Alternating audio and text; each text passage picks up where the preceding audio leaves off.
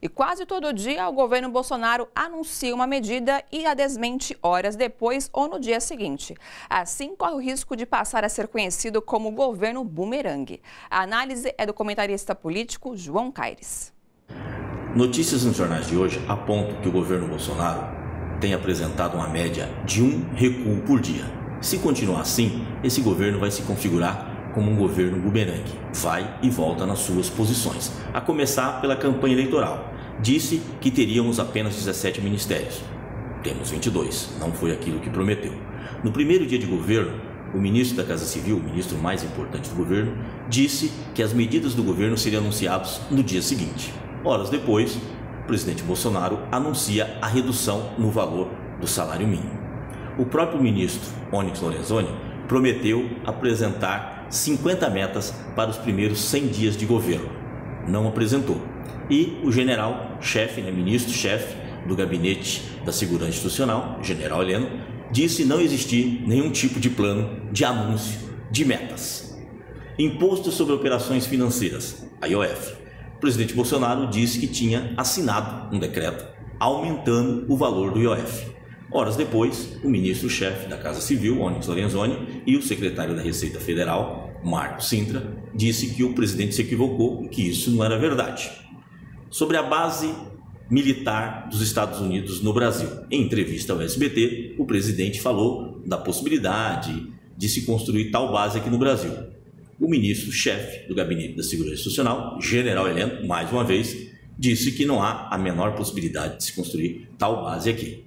Acordos Embraer-Boeing. O presidente Bolsonaro disse que tinha dúvidas no prosseguimento de tal acordo.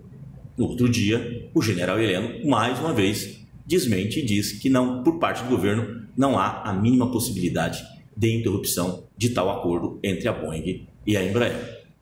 Anunciaram também o fim dos programas de reforma agrária. No dia seguinte, recuaram e disseram que os programas vão continuar, mas não disseram de que maneira e como vão fazer tais programas de reforma agrária.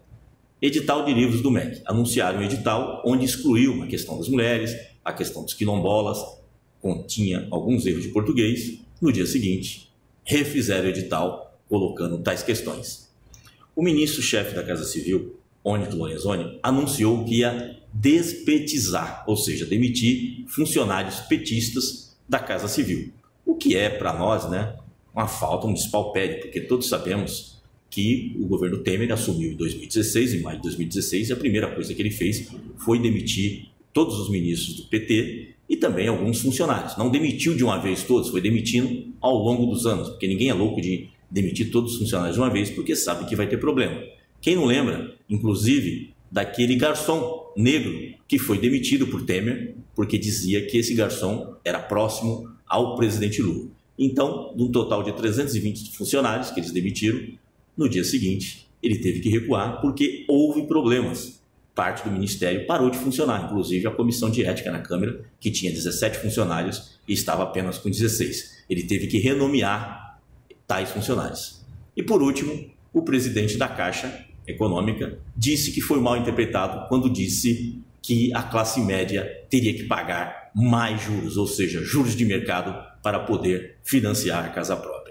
Sendo assim, esse governo, com seu vai e vem, se transformou num governo bumerangue. Vai e volta para lugar nenhum. Gente, bora fortalecer a TVT? É só clicar em inscrever-se e depois clicar no sininho. Pronto! Assim que pintar notícia nova, você fica sabendo no ato.